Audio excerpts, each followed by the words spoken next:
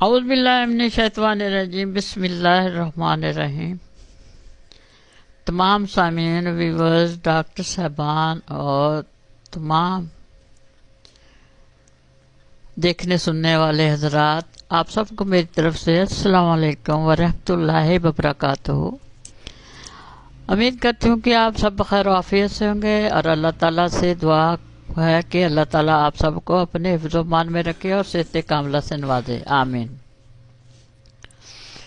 آج میں آپ کو شوگر کے متعلق بتاؤں گی، یعنی کہ ذیابیطس کے متعلق بتاؤں گی، جسے ذیابیطس بھی کہتے ہیں۔ شوگر یعنی ذیابیطس ایک یونانی لفظ ہے۔ شوگر جس کی تاریخ غالباً 2 سے 3 ہزار پرانی ہے۔ شوگر جس کو یونانی زبان میں شہد مٹھاس کہا جاتا ہے۔ ذیابیطس سے مراد یہ بھی لیا جاتا ہے کہ پیشاب زیادہ آئے، اور وہ بھی سفید رنگ کا جو بار بار آئے، لیکن یہ ضروری نہیں کہ اس طرح پیشاب کا آنا شوگر ہو۔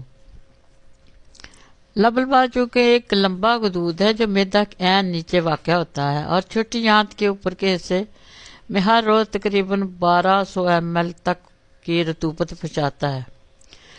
لبلبے میں ہزاروں کے حساب سے ایسیلٹس ہوتے ہیں، جن میں سے ہر ایک کا سائز 1 mm ہوتا ہے۔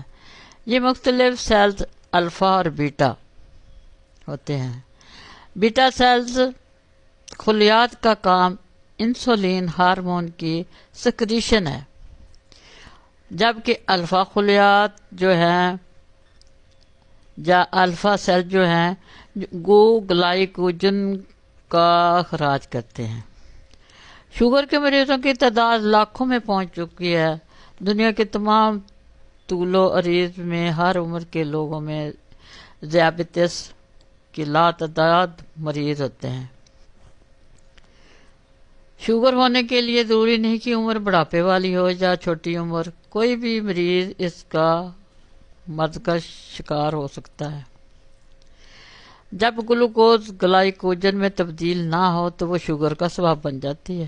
اگر جسم میں انسولین موجود نہ ہو یا قلیل مقدار میں موجود ہو تو خون گلوکوز کو جذب کرنے سے قاصر ہو جاتا ہے، جس کے نتیجے میں خون میں شکر کی مقدار بڑھ کر پیشاب کے ذریعے خارج ہونے لگتی ہے، اور جسم کی توانائی آہستہ آہستہ کم ہونے پر جسم کمزور اور لاغر ہو جاتا ہے۔ بار بار بڑی مقدار میں پیشاب کے اخراج سے جسم میں پانی کی کمی ہو جاتی ہے۔ اس کمی کو پورا کرنے کے لیے پیاس کی شدت میں اضافہ ہو جاتا ہے۔ اس کیفیت کو ذیابیطس کا نام دیا جاتا ہے۔ ذیابیطس کو ڈائبٹیز بھی کہتے ہیں۔ دراصل جسم کے وہ تمام اعضاء جو شکر کو کنٹرول کرتے ہیں، ان اعضاء میں باقاعدگی پیدا ہو جاتی ہے، اور انہی وجہ سے شوگر کا مرض، ذیابیطس کا مرض لاحق ہو جاتا ہے۔ یہ تھا آج کا کہ شوگر کیا ہے، شوگر کے بارے میں ہم شوگر کا یہ ڈسکس کریں گے، شوگر پہ، اور اس کی علامات، یہ کیسے ہوتا ہے اور اس کی پہچان، یہ کس سمٹم سے ظاہر ہوتی ہے کہ اس کو شوگر ہو چکا ہے، یہ میں اپنی دوسری ویڈیو میں آپ کو بتاؤں گی کہ شوگر کی وجوہات کیا ہیں، اس کے فیکٹر کیا ہیں اور اس کی سمٹم کیا ہیں، اور اس کے بعد پھر میں ان کا ٹیسٹ بتاؤں گی، پھر علاج بتاؤں گی، معائنہ بتاؤں گی، پھر شوگر کی اقسام بھی بتاؤں گی کتنی قسم کی ہوتی ہیں، اور پھر اس کی ٹریٹمنٹ کے بارے میں بھی بتاؤں گی کہ شوگر کو کس طرح کنٹرول کر سکتے ہیں، اور غذا کے بارے میں بھی۔ امید ہے کہ آپ میرا یہ بڑے غور سے سنیں گے، کیونکہ شوگر کا مرض جو ہے عام ہوتا جا رہا ہے۔ یہ ضروری نہیں کہ انسان بیماری رہے تو اس کو ہو جاتا ہے، لیکن نہیں، تندرست آدمی بھی شوگر کے، آج کل بچے بھی شوگر کے مرض میں لاحق ہو چکے ہیں۔ دعا میں یاد رکھیے۔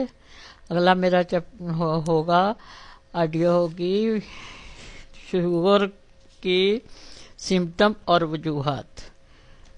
آج تو بتایا ہے کہ شوگر کیا ہے، آپ کو اس کا نالج دیا ہے، اور آگے اس کی وجوہات اور سمٹم بتاؤں گی کہ کیسے پتہ چلتا ہے۔ اللہ حافظ، دعا میں یاد رکھیے۔